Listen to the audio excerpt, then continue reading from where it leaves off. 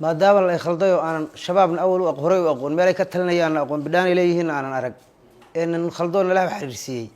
meel war dheer ka sugayso biro ku qoon maayo in maxkamadda sharafta la iska kaysi deysay madana gudoomiye maxkamadda sharafta waxaan ka codsanayaa xukunka inay noo khafiifiso nin magaalada degan oo daris aan hayo oo nin shabaabnimo u garanaya ma ahayn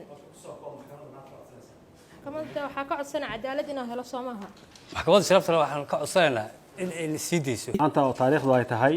12 bisha 2 2025 maxkamadda ciidamada qalabka sida Jubbaland waxay ku dhawaaqaysaa xukunka eedeysanayaal maxkamadda la hor keenay eedeysanayaashaas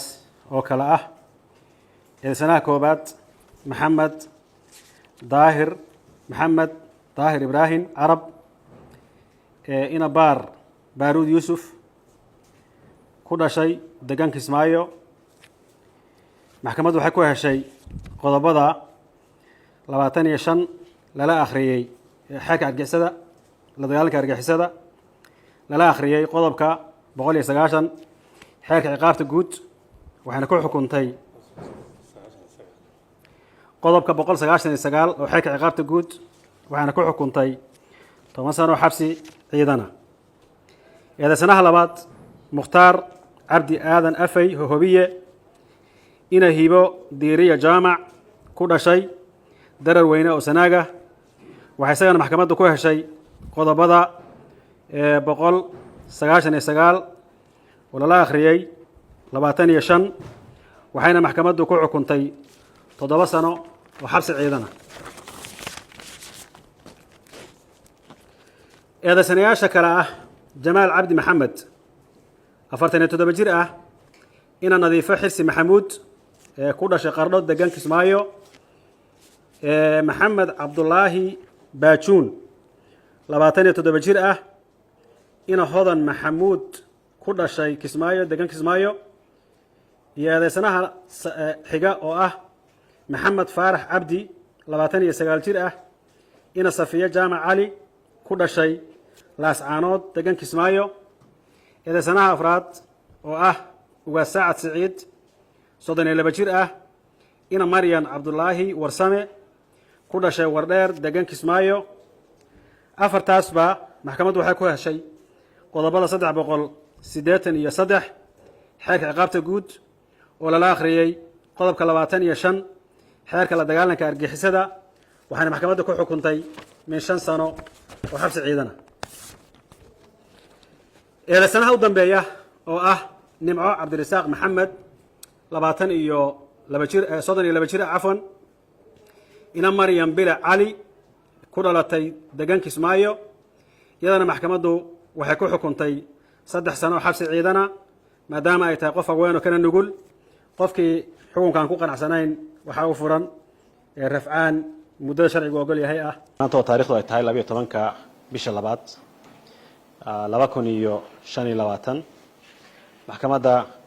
ciidamada qalabka sida ee Jubbaland waxay u fariisanaysaa kiisas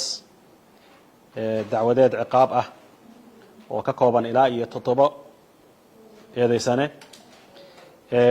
kuna eedeysan dambiye kala duwan 7 eedeysane oo fadhigii hore maxkamaddu ay soo kala dhageysatay maantana aan rabno insha Allah gabagabada in halkan aan ku dhageysano eedeysanaha koobaad waa mukhtaar cabdi aadan afay hohobiye oo 38 jir ah ina hibo diiriya jaamac ku dhashay darar weyne oo gobolka sanaaga deegaan Kismaayo ku eedeysan qodobada 239 244 251 xeerka ciidamada qalabka sida iyo qodobka 201 ee xeerka ciqaabta Soomaaliyeed eedeysanaha labaad waa maxamed daahir ibraahim carab oo isaguna 35 jir ah ina baaruud yuusuf ku dhashay deegaan Kismaayo ku dhashay deegaan Kismaayo ku eedeysan qodobada 213 faqradiisa saddexaad 214 faqradiisa koowaad iyo labaad iyo qodobka 199 ilaa 200 iyo qodobka 200 iyo 1 xeerka ciqaabta Soomaaliyeed oo lala akhriyay 25 xeerka la dagaalanka argixisada eedeysanayaasha kale oo iyaguna aan dhageysanayno maanta waxay kala yihiin eedeysanaha koobaad Jamaal Cabdi Maxamed 47 jir ah ina nadiifo Xirsi Maxamed ku dhashay Qardho degan Kismaayo xaafadda Dalcada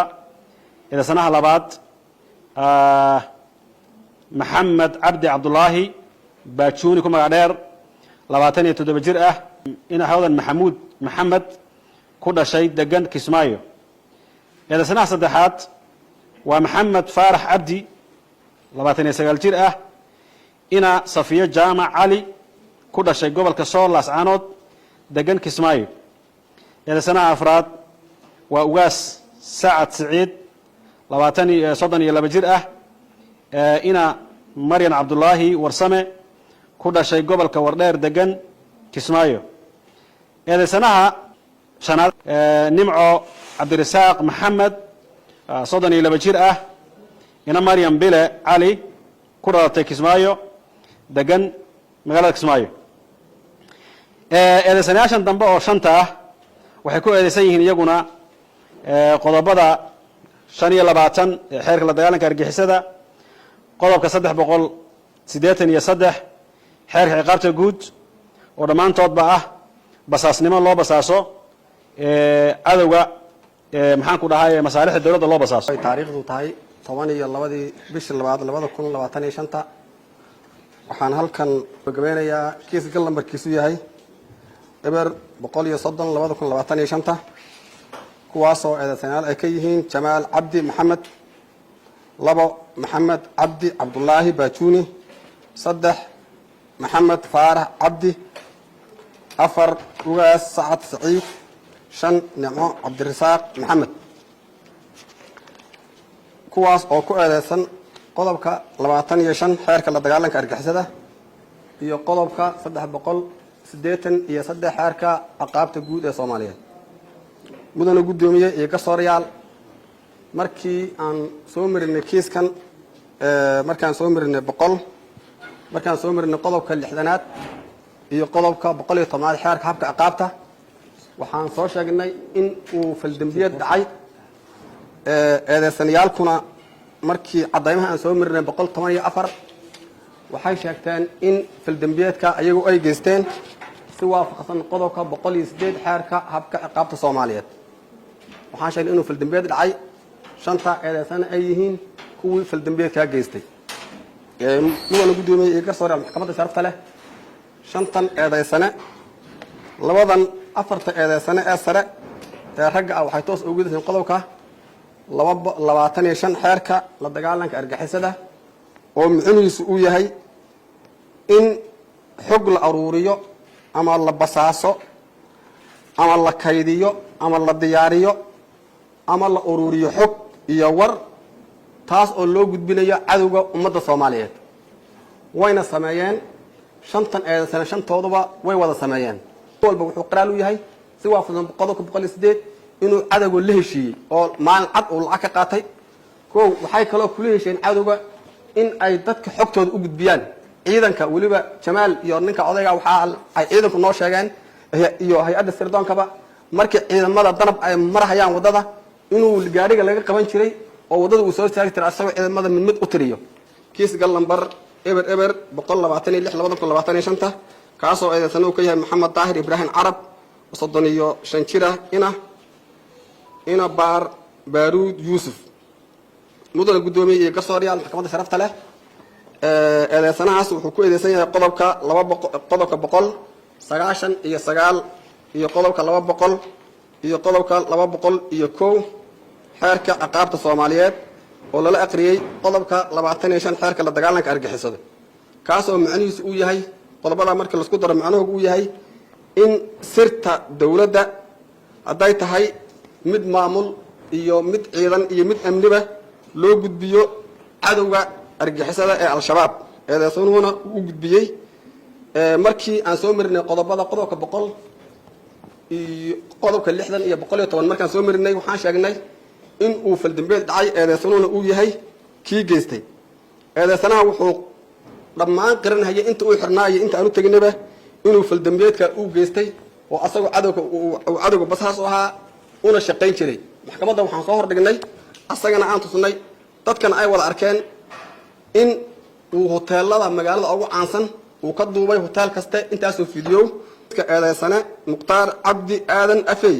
oo ku magac dheer hoobiye 38 jira kaasoo ahaa askari ka tirsan ciidamada dowladda Jubbaland laguna soo eedeeyay in uu argagixisada la milmay oo uu la fangalay warbixinana uu ka gudbin jiray ciidankii uu ka tirsanaa mudana gudoomiye garsooraal eedeysanaas waxaa lagu soo eedeeyay qodobadaas in argagixisada weliba dad ay qaraabo yihiin inuu la macaamulay iyo in uu saraakiisha asaga uu ka tirsanaa qaar ka mid ah wixii uga hooga gudbiyey lagana helay moobilkiisi